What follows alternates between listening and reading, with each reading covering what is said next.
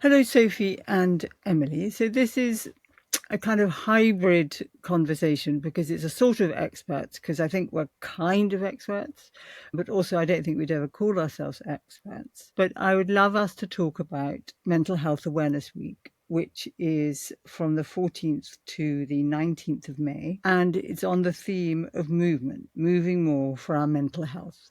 And we could start with talking about the importance of mental health awareness, and then maybe what we think about how movement helps mental health. Yes, but we could also start with why you don't think you're an expert. What? Like, hang on. I was like, well, I'm not an expert on many things, but I feel like if I was going to say I was an expert on anything, mental health would probably be up there. I had totally the opposite reaction. I was like, yeah, totally not an expert. Don't call me that. What? Hate that term. Really? I don't think of myself as an expert. You do? Well, what makes someone? I feel like Mum has quite a lot more claim than me. Now I'm feeling like, oh my gosh, everyone's going to think Emily's so full of herself. But I'm like, what makes somebody an expert then? Other than training in it for years and doing it for quite a lot of years. Yeah, writing 3 books. Lots of articles. And I talk about movement and mental health a lot. Isn't it funny? It must come from some old belief that I haven't updated, that I'm still an idiot, I think. Yes, yeah. I also think, Mum, maybe this is not true, but person-centered training, which is what we both did, is particularly allergic to that. If seeing a therapist, it's very sort of careful around power dynamics and trying not to be. There's often the phrase, isn't there, in training, of not being the expert on your client's experience, which doesn't mean you're an expert, but there is a feeling of like, yes, that there is a kind of caution around that, isn't there? I suppose. Yes, and I guess those are different things, aren't they? Like, of course, you're not an expert on somebody else, but that doesn't mean that you don't know more than most people about like the field that you're in. Yes, I think I do know more than most people about the field that I'm in. That I'll go with. So I'd say that makes you an expert. Okay. All right. Okay, so we're 3 experts. And the thing or one expert and 2 experts in training. On their way. No, you're qualified and you've been in it for years and years. So I think the most important thing about Mental Health Awareness Week is that preventative medicine is the best medicine. So the more awareness we have of what is circling in our mind, what our mood is, what are our challenges and difficulties that we're facing, and are they transitory or are they getting bigger and bigger? The more we're aware of that, then the sooner we can intervene with a helpful response that can hopefully find a way of untangling what's going on. And I think it's sort of one of the things I feel like clients often say to me, or have said to me over the years, is although it is much less taboo and we do talk about it more, that doesn't mean people actually know very much about mental health. So they might have a child or a partner that, if you're you and me, the signs that they were not really okay at all would be quite clear.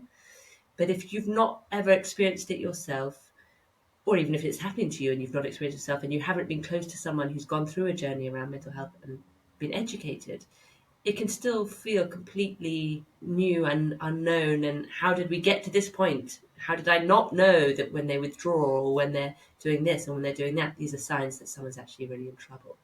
So mental health awareness isn't just about, let's talk about mental health. It's also, how can we become educated about it in a layman's everyday way that helps us and the people around us? Right. And I think the place to start with that is just by saying everybody has mental health and that everyone is on a spectrum of that on any given day, at any given time. And that I think that if we could just think of mental health as a spectrum that every single person has, then it's easier to have a sense of awareness about where you are on that spectrum and the points of which maybe it would be really good to get help, or that someone in your family, maybe that would be a time to start thinking about getting help. I mean, this is where I don't feel an expert. Could we give 3 or 4 pointers of what's happening to you that would give you an amber warning that your mental health is troubled? I mean, was it that you're not sleeping well, you have low impulse control, you feel constantly anxious, your And also appetite. I think change of like, oh, like I used to be able to go out to the pub with my friends, and now I find that really, really difficult.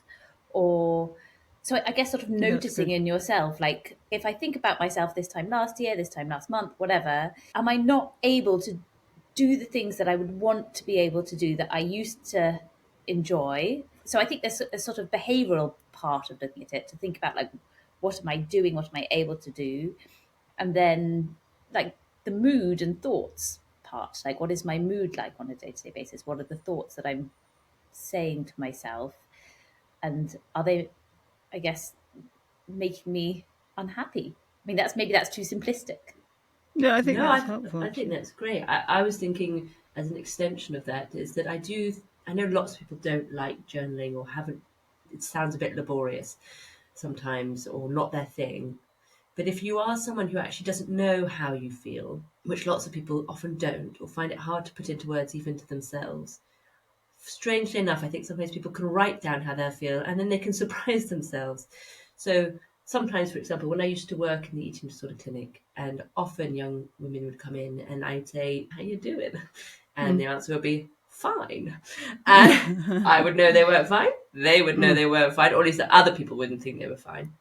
And I would say, "Okay, well, let's just write down 4 words that describe how you feel." And then they would That's write really down good. 4 words, and then they would look at them and be completely Shocked. shocked by the words they had written down, because it's a different channel. Sometimes we police some channels and we don't police other channels, and in the same way. And I think writing is a channel that sometimes we don't police, and we can actually hear ourselves more clearly by just not thinking about it and writing, even if it is 4 words, how do I feel, to bring more awareness.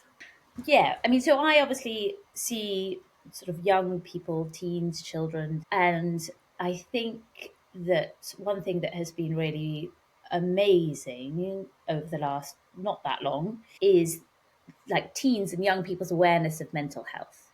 But along with that, I think has come a lot of like Googling, like I'm going to do a quiz, like, do I have anxiety? Do I have Mm-hmm. depression? And then I get lots of teens that come and say, like, I think I have this diagnosis. And I think that is always really helpful for me to hear. Like when I'm listening to them, I want to really understand, like, what does that really mean for you? Because that it has a meaning, and you've obviously thought about this a lot, and you're thinking about this in the context of how you're doing, and that's really important. I think alongside this sort of awareness of like we all have mental health is also the awareness that we all have difficult feelings, and to not over pathologize difficult feelings, because I think the risk of if that you feel worried about something and then you diagnose yourself with anxiety, it's almost like the anxiety becomes you, instead of like, I am a person that feels anxious sometimes, like all people do. And so I would like for a dialogue around mental health that is also really about communicating to people, but particularly young people, that it's completely okay to have days where you're really depressed. That's not a terrible thing, and it doesn't mean that you are like depressed, like that you've Diagnosably defined yourself, depressed. well, or that you've defined Mm. yourself as a depressed person. I don't, the diagnosis, like that has a meaning to that person. So I suppose it's also sort of just around knowing that we all feel shitty things, like that the expectation is not to feel okay all the time. Yeah. So being realistic. And so shall we go into the aim of this Mental Health Awareness Week, which is about the power of movement and how that affects our mental health. And even before I knew that the mind body was one unit, that everything that your body does affects how you think, and everything you think and feel affects your body, I automatically, when I was having difficult times in my 20s, joined a gym. So I joined the Pineapple Studio, which no one will have heard of, when I was 21. And I've been using it as my mental health main crutch, not the pineapple, I'm not a member there now, ever since, because I found that whatever mood I was in when I went to the gym or did a dance class I did in those days, because I was so cool, I felt better when I came out. Yeah, and I think the other example of that is children, right? Like children just naturally move their bodies a lot. And one of the things that like drives me nuts about schools, particularly like primary schools, is when they're sort of like, oh, well, so and so doesn't sit still. And I think that schools are much better than they used to be. But actually, like your body, it's moving because it needs it needs to move. And yes, of course, We're there's a place, wired to move. right? Of course, there's a place for learning self control and environments. You need to like sit still for a certain amount of time. But I have little children, and they have sort of they either are like not doing anything or they're running. There's not like a sort of in between. And I think our bodies are naturally like made wired exactly like wired to move, and that's kind of trained out of us as we go through school. For the recording, and we were communicating about it, what it was about. I think, Mum, you said mental health this year is focusing on exercise and something else. Movement. And then when I looked at the link, it was movement, and I just felt this relief inside because I'm like, I have a very ambivalent relationship to exercise. And I have basically quite a good relationship with movement. And they're so different. Good. They're different, and for me, I can't imagine why you have an ambivalent relationship to exercise, having seen your mother do exercise your entire fucking life. Yeah, but you were just so good at it. There wasn't room for, and Emily was good at it, and Sash was good at it, and I wouldn't say there really wasn't room for the fourth one to also be in the gym. Personally, I love to dance, and music is a huge facilitator for me of enjoyable movement. And I think there's a link we're going to share about mental health awareness and movement, and I really enjoyed reading it because it wasn't focused on exercise, it was focused on movement. And I think there are such a broad ways to experience movement beyond the quite narrow categories of exercise, which, if you're like me, can come with quite a loaded baggage around weight or discipline around discipline or control, or being good, being, I don't know, all that kind of stuff for me. So being playful is a form of movement, going for a walk, or even I would get real pleasure from washing up with music and then like kind of moving, dancing while you're moving. I mean, like little boogie in the kitchen. Yeah, dancing with your hands in the car. And there's some of it's about obviously moving your body, but some of it's also just connecting, isn't it, back into your body, as well as the just benefits of not sitting down all the time. And I think what you're kind of really pointing to, and both of you are, is to lowering the barriers to movement so that we don't set expectations, but it can be, doesn't have to be that you go for a half-hour run or that you do it every week, but it can be finding your thing that gives you joy, that you do move your body, however it is, dancing in the kitchen, moving your hands in the car, and it will be different for everyone. But also to explore within yourselves, what is the thing that enables me to get joy? Is it because I do it with a friend? And if I have a friend that I go for a walk with, that will mean I can buy one, get one free. I can talk and walk and be outside. I think it's acknowledging that rather than saying that movement is good for our mind, I think it would be useful to reverse it and say that our body is how we are wired to be, and so that we need to prioritize that. And all the research backs it up. NHS England says that regular movement is the equivalent of a low dose of antidepressants. And if you think of the neurotransmitters, dopamine, serotonin, oxytocin, endorphins that come with movement, it's like we have our own drugs inside us that can lift our mood, that lower our cortisol, that lower our stress.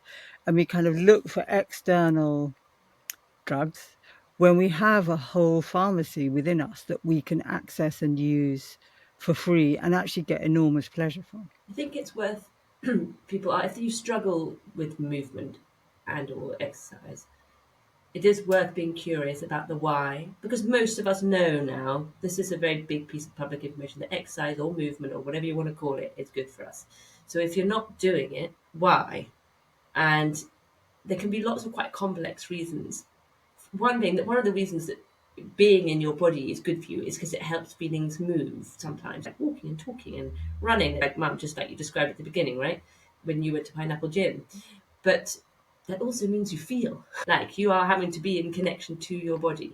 And if you have a very ambivalent or complicated or difficult relationship with your body, and that can be histories of trauma. It can just be difficult relations to how you feel about your body. Can we have complicated relationships to having feelings?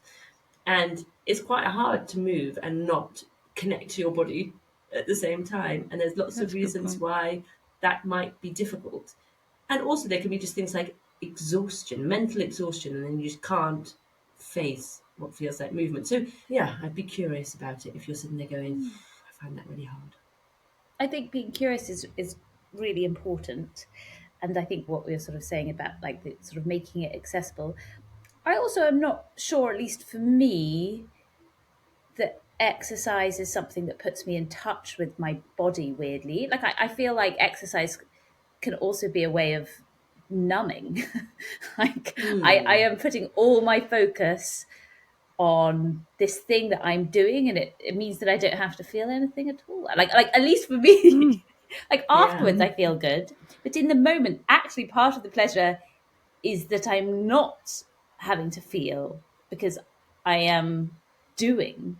And there's something that like also it's sort of good to be cautious about in terms of like I think there's something about pushing yourself and pushing your body that's sort of to do with control and controlling feelings and not having to feel. So I suppose like obviously it just depends on the individual, but I think there are both sides of it. Yeah, I think that's so important to say. I think that's incredibly helpful. I mean, on the link that we all attach to the show notes, there are lots of portals in to engage with movement. So we're not going to kind of describe them all here.